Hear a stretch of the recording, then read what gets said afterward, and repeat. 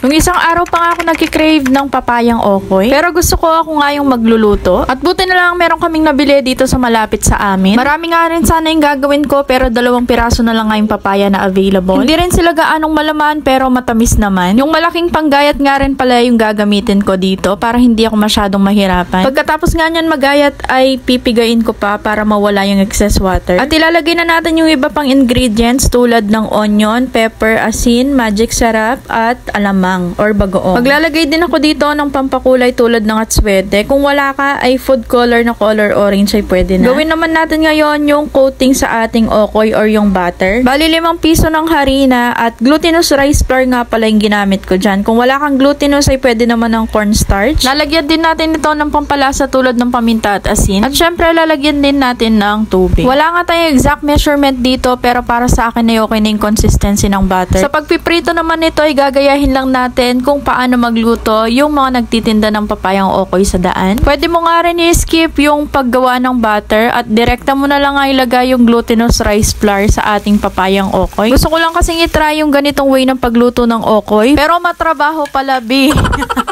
Okay lang naman kung gusto nyo i-try yung ganitong luto. Pero kung gusto mo nga ng mabilisang luto ay mix mo na nga lang yung butter mo sa mismong papaya. Ganon.